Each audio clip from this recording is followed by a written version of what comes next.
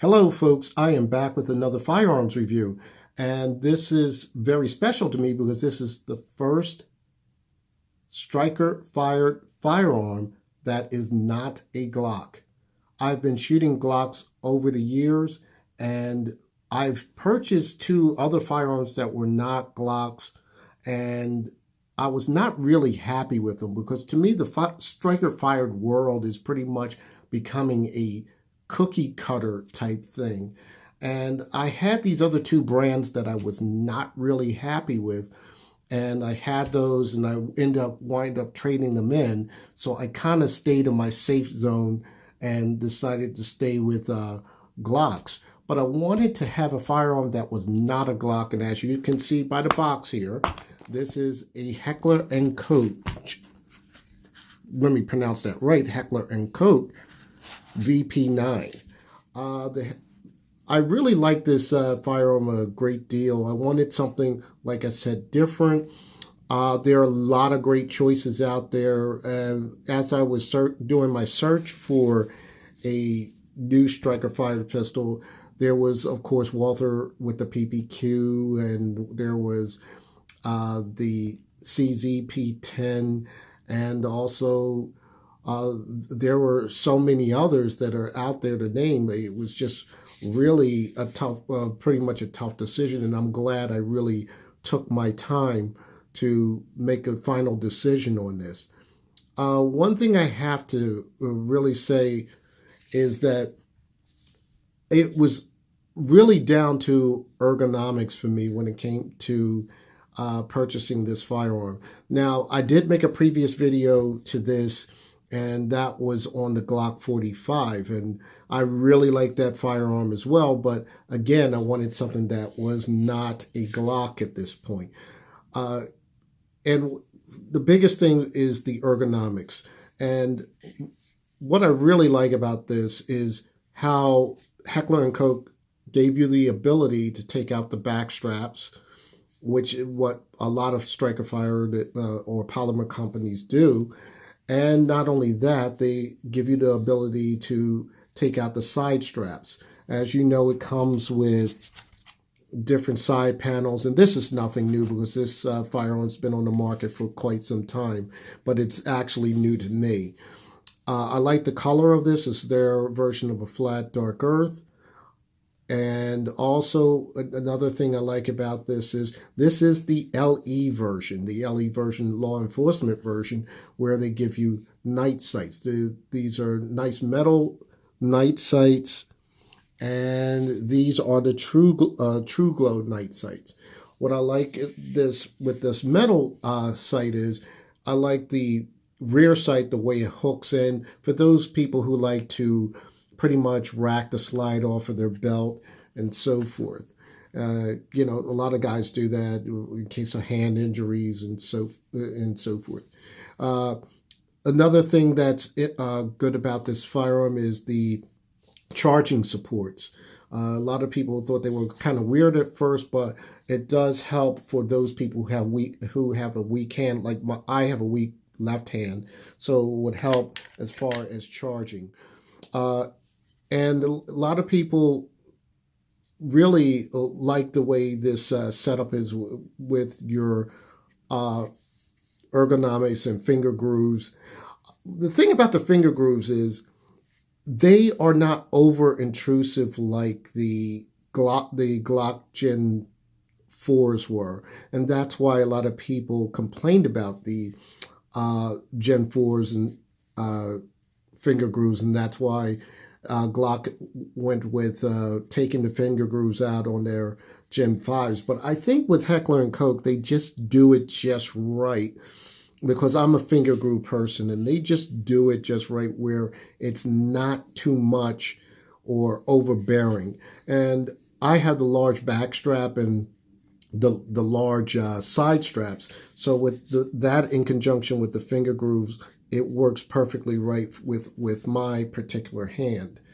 There are other features on this. This is the European mag release style, and I like this particular style. And let me just clear it just for safety's sake. I should have done that in the beginning, but as you see, it is clear. What I like about this paddle release, it's ambidextrous, and this gun is basically totally ambidextrous because you have your slide release here and your slide release here, and as you see, it works perfectly on this side, and it works perfectly on that on the right side for left-handed shooters. So it's perfectly ambidextrous for those who are lefties or want to do switch hand shooting.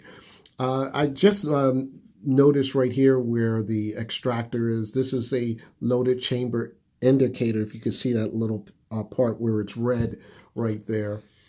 And let me see some other features on here. The biggest feature that everybody talks about is definitely the trigger. As you see here, there's a little bit of take up, and then that's your wall. And your take up and your wall, and you just depress, and then that's it. The reset comes out, kicks out, and then you hear it. It's the audible click. One thing I like about the way this trigger is hooked, to me, it's different than most triggers. I think it gives you that feel that it's a flat trigger, but it's not really a flat trigger. And the safety dingus basically disappears into that trigger. And in my review of the Glock 45, it stuck out a little bit like this much, but that wasn't bad at all. But this safety dingus, it just totally disappears. So you won't get no annoying finger pinch or anything of that nature. So, and that's pretty much important if you're going to be shooting over 200 rounds. Other features on this firearm are what they call the loaded chamber indicator. When you rack your slide, you'll notice that. Let me see if I can do this right. I didn't see it on the camera. Okay, here it is. You can see there's a red dot there, and the red dot lets you know that the firearm is cocked. It's not a loaded chamber indicator. It just lets you know that it's cocked. I think I messed it up when I said that the first time around, but it's basically it's a striker indicator. I guess that's the correct term for it, and it lets you know that this firearm is already cocked, and it works like a single action firearm. So it's ready to be, once that trigger is depressed, it's ready to be fired, and that's what happens, and then it disappears. And that's one of the really good features. But do not believe that that indicator is a loaded chamber indicator. It's only a striker indicator. So that's one of the things that you got to really think about when you're using this, and that is a very important to know. There are some other features on here. What I like about, let me give you some stats here. It is a 15-round magazine, and with the LE version, they give you actually 3 magazines. I believe the other ones only give you 2, but they give you 3 magazines. They're all 15 rounds. And a few stats on this are it's 7.34 inches in length, 5.4 inches in height, and it's a 4.07 inch barrel. The sight radius is going to be 6.38 inches at a weight of 25.56 ounces. So if you're really into those stats, you can check it on the website, but that's what it is. This firearm is very comparable in size with the Glock 45 to me. It's very comparable. The difference to me is the way they shoot. I think this shoots a little better, but and I shoot a little bit more accurate. But I think part of the accuracy issue was on me, because usually most firearms are better than the shooter itself. And it does have polygonal rifling, just like the Glocks do. Now you probably want to know how it shoots, and it shoots very, very well. I've been shooting this over a 2-day period, and at the time I was also shooting the Glock 45, and I had mentioned about the Glock 45 that I was pretty much off target, and I found out that reason. It was my hand placement. So I was trying to shoot like most shooters do, like this, with thumbs forward.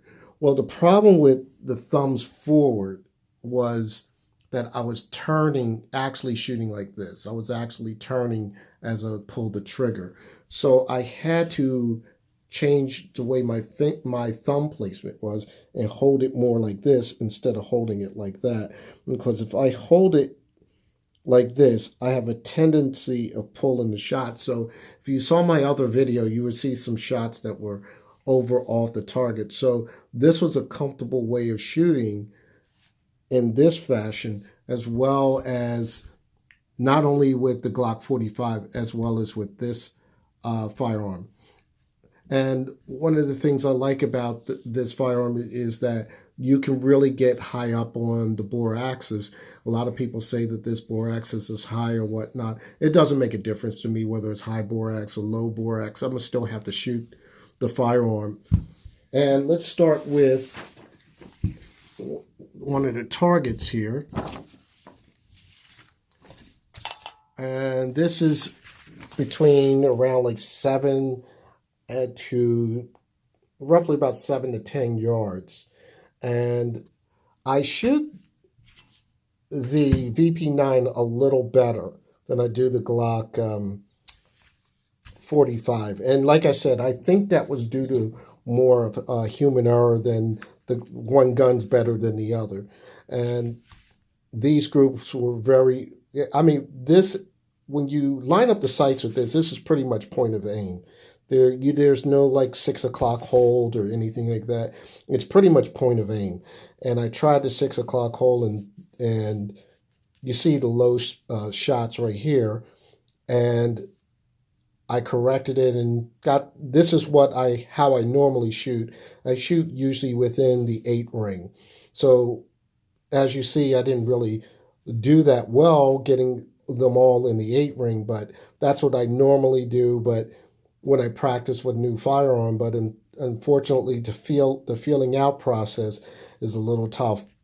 And in my personal opinion, I did really bad with the Glock 45, but this I felt very comfortable with. As you see with the headshots here, I was very comfortable with these shots here. Let me give you this. The other target was a lot better in my opinion, and the other target here is pretty much, I basically ate up this ring right here. Like I said, I like to shoot within the 8 ring, and this is where anywhere from 10 to 15 yards. So I got a little better, and I had to take my time. A lot of times I like to try to rapid fire, but my rapid firing is better at 3-shot bursts as opposed to, 5 or 10-shot bursts, which is not good for accuracy. You just want to get your 3 shots in, center mass, and then call it a day, and then restart that action drill. Again, I was trying, like I said, that distance was anywhere between 10 and 15 yards. Again, I shot low again. I raised it up, and of course, there are my 2 flyers there. And this is a heck of a lot better on the shooting. I think this was shooting day 4, because I did pretty much like the first 2 days with the Glock 45, and then I shot with this one. And I kind of liked shooting this one a lot better, because of course, if you shoot better with something and you get results like this, of course you're going to say that. Now, there was a couple problems I had early on day one. Day one was I had roughly 6 malfunctions. 2 of them were my fault because, like I said, I tried to hold my hand this way, and you know what happened there. I rode that slide, so that slide release. So the slide didn't really lock back. So that's when I went with the adjusting my thumb hold differently. So those were the 2 issues there. The other 2 issues were, and believe it or not, this happened on the first round I shot. It basically jammed. It jammed. The round was sticking when it was feeding through. That round was sticking up. So as it went through inside here in the chamber here, the round was just basically sticking upwards like it wanted to go in, but it didn't go in. And this is what happened to Tim on the Military Arms channel. If you saw his video, you would see the round sticking up. And I attributed that to a couple things. Well, the main thing is the VP9 is rated for 124 grain rounds, and because these were made for 124 grain projectiles, and what happens is when you have 124 grain, it gives enough blowback and enough force to send that slide back to chamber around. Now, when you're dealing with 115 grain, the 115 grain, which what I was shooting, it was Fiachi range ammo. The 115 grain hung up those 2 times. Now, when the first round went through, I was like, oh God, here we go. Did I buy a lemon? But it was basically H&K basically tells you should use a 124 grain. Secondly, H&K also recommends you to do a couple things. So I called up H&K just to find out what was going on. And I knew this going in, that there might be a problem with using rounds that were not 124. So the customer service rep basically said to me, it was one, the round, and the second thing they said to me, it was possibly I needed a lighter spring.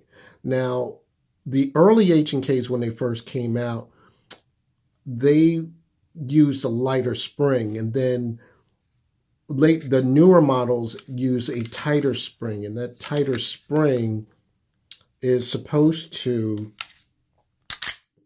accommodate a 40 caliber. So these are usually 40 caliber springs. And let me see that. 40 caliber springs. So these are going to be a lot more tight, if you will, a lot more tight. So those, so I guess they use the 40 calibers and the 9 millimeters, and they can run those pretty well. And then there were people who had suppressors, needed those. I'm not sure if they needed a lighter spring to use a suppressor or whether it was reversed, because they were having jams with the VP9 Tactical where a round wouldn't be chambered if you had a suppressor on it. But regarding this firearm, these springs are very, very tight. So the best thing that was offered to me is there was the option of I can send in this spring and wait, and then they would send in another spring, which I'm not going to do. I'm going to take the other option, which was basically try to break this firearm in a little further. And the other thing was do this. Rack the slide, leave it overnight. And then just when you go to the range, just practice with it so it can loosen up that spring. So I did as suggested, left it overnight, and I had only 3 malfunctions. The 3 malfunctions were now where that it wouldn't cycle around, or like before where it caught. And other than that, it was like not a stovepipe, but like it caught the brass, that type of thing. But other than that, after those first three, this was flawless. So right now I have about 400 rounds in this, and what I'm going to do is just keep the slide back locked like this for a while, take it back to the range, and I'm going to play around with some of the ammo, whether it's 115 grain or 124. And I did shoot 124s out of here. I only had roughly 10. And those were 10 that I had with me in my bag. So I just decided to shoot those. And the 124s, those 10 rounds worked perfectly. So you can't judge just by 10 rounds, but I'll keep you posted on what's going on. But all in all, I'm just going to say that I really like the firearm. Outside of those little mishaps, this is a very good firearm and very accurate, and I'm looking forward to keep putting this in my carry rotation as well. So that's all I have regarding this. So happy shooting. #2A. Take care.